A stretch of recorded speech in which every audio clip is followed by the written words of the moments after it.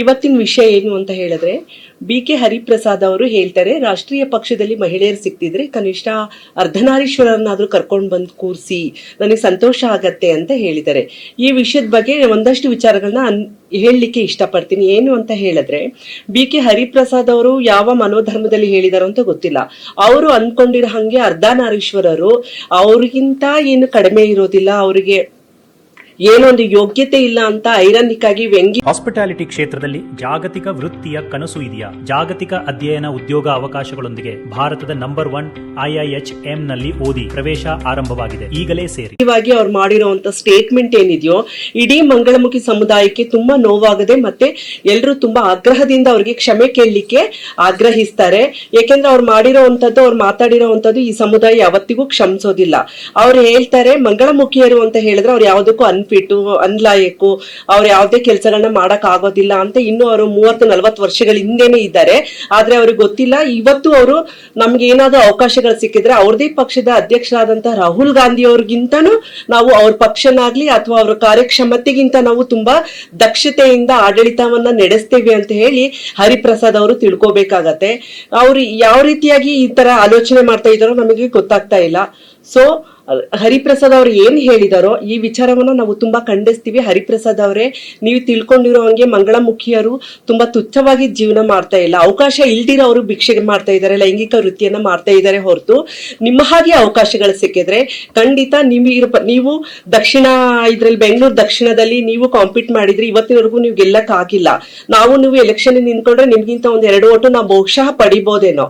ಹಾಗಿರುವಾಗ ನಿಮ್ಗೆ ಕಾಂಗ್ರೆಸ್ ಅಲ್ಲಿ ಒಂದು ಸ್ಥಾನಮಾನ, ನಿಮ್ ಸ್ಥಾನಮಾನ ಏನು ಅಂತ ನೀವೇ ಒಂದ್ಸಲಿ ವಿಮರ್ಶೆ ಮಾಡ್ಕೋಬೇಕಾಗತ್ತೆ. ಬಿಜೆಪಿಯಲ್ಲಿ ನಮ್ಗೆ ಏನ್ ಮಾಡಿದ್ದಾರೆ ಎತ್ತ ಅಂತ ಕೇಳಿದ್ರೆ, ಇವತ್ತು ಮಂಜಮ್ಮ ಜೋಗತಿ ಅವರು ಪದ್ಮಶ್ರೀ ಅವಾರ್ಡ್ ಅನ್ನ ಪಡೆದಿದ್ದಾರೆ. ಅದು ಬಿಜೆಪಿಯಿಂದ ಸಾಧ್ಯ ಆಗಿರೋದು. ಪದ್ಮಶ್ರೀ ಅವಾರ್ಡ್ ಅನ್ನೋದು ರೋಡಲ್ಲಿ ಭಿಕ್ಷೆ ಬೇಡವಂತವರಿಗೆ, ಕುಣಿಯುವಂತವರಿಗೆ ಸಿಗತ್ತೆ ಅಂತ ಹೇಳಿದ್ರೆ ಯಾರ ಕಾರಣದಿಂದ ಸಿಗತ್ತೆ, ಯಾವ ರೀತಿಯಾಗಿ ಸಿಗತ್ತೆ, ನೀವು ಯೋಚನೆ ಮಾಡ್ಬೇಕು.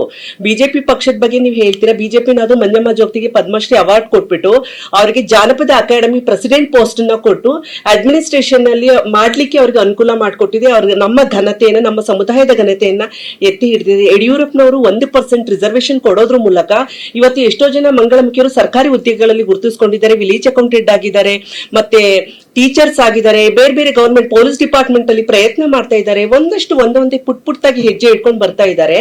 ಆದ್ರೆ ನಿಮ್ಮ ಕಾಂಗ್ರೆಸ್ ಪಕ್ಷ ಯೋಚನೆ ಮಾಡಬೇಕು, ನಿಮ್ಮ ಕೊಡುಗೆ ಏನು ಈ ಸಮುದಾಯಕ್ಕೆ. ಇವತ್ತು ನಮ್ಮ ಹೆಸರನ್ನು ನೀವು ತೆಗೆದುಕೊಂಡಿದ್ದೀರಾ ಅರ್ಧನಾರೀಶ್ವರರು ಅಂತ ಹೇಳಿ. ನಿಮ್ಮ ಕೊಡುಗೆ ಏನು ಮಂಗಳಮುಖಿ ಸಮುದಾಯಕ್ಕೆ, ಬೇರೆ ವರ್ಗಗಳಿಗೆ, ಶೋಷಿತ ವರ್ಗಗಳಿಗೆ? ನೀವು ಒಂದು ರಾಜ್ಯಸಭೆಯ ಮೆಂಬರ್ ಆಗ್ಬಿಟ್ಟು ಎಲ್ಲಾ ದಮನಿತ ಶೋಷಿತ ವರ್ಗಗಳ ಧ್ವನಿ ಆಗಿರ್ಬೇಕಾಗಿತ್ತು. ಅಂಥದ್ರಲ್ಲಿ ನಿಮ್ಮಂತವ್ರ ಬಾಯಿಂದ ಇಂಥ ಹೀನಾಯವಾದ ಮಾತುಗಳನ್ನ ಈ ಸಮಾಜ ಆಗ್ಲಿ ಅಥವಾ ನಮ್ಮ ಸಮುದಾಯ ಆಗ್ಲಿ ಎಕ್ಸ್ಪೆಕ್ಟ್ ಮಾಡಿರ್ಲಿಲ್ಲ. ನೀವು ಯಾವ ರೀತಿಯಾಗಿ ಇಷ್ಟೆಲ್ಲ ಮಾತಾಡ್ತೀರಾ ಏನು ಅಂತ ನಿಮ್ಮ ಮಾತುಗಳನ್ನ ನೀವು ಇನ್ನೊಂದು ಸಲಿ ಆಲೋಚನೆ ಮಾಡ್ಬೇಕಾಗತ್ತೆ. ಮತ್ತೆ ನೀವು ಹೇಳ್ತೀರಾ ಅರ್ಧನಾರೀಶ್ವರರ್ ಅಂದ್ರೆ ನೀವು ಅನ್ಕೊಂಡಿರಂಗೆ ತುಂಬಾ ಕಡಿಮೆ ಇಲ್ಲ. ಇಡೀ ಬ್ರಹ್ಮಾಂಡ ಮತ್ತೆ ಈ ಪ್ರಕೃತಿ, ಈ ಜಗತ್ತು ನಡೀತಾ ಇರೋದು ಅರ್ಧನಾರೀಶ್ವರ ತತ್ವದಿಂದ. ಅರ್ಧನಾರೀಶ್ವರ ತತ್ವ ಇಲ್ಲ ಅಂತ ಹೇಳಿದ್ರೆ ಎಷ್ಟೆಷ್ಟು ಇವತ್ತೆಲ್ಲ ಡೈವರ್ಸ್ ಗಳೆಲ್ಲ ನೋಡ್ತಾ ಇದೀವಿ. ಯಾಕೆ? ಸ್ಕ್ಯಾಸಿಟಿ ಆಫ್ ಈ ಅರ್ಧನಾರೀಶ್ವರ ತತ್ವ ಇಲ್ದೇ ಇರೋದಕ್ಕಿಂತ ಪುರುಷ ತತ್ವ, ಸ್ತ್ರೀ ತತ್ವ ಮ್ಯಾಚ್ ಆಗದೆ ಇರೋದ್ರಿಂದ ಇವತ್ತು ಡೈವರ್ಸ್ ಆಗ್ತಾ ಇದೆ, ಬೇರೆ ಬೇರೆ ವಿಚಾರಗಳು ನಡೀತಾ ಇದೆ. ಅರ್ಧನಾರೀಶ್ವರರ್ ಅಂದ್ರೆ ನೀವೇನ್ ತಿಳ್ಕೊಂತೀರಾ? ಇವತ್ತು ಮಾರ್ಕಂಡೇಯ ಅಂತ ನೀವು ಕೇಳಿರ್ತೀರಾ ಋಷಿಗಳನ್ನ.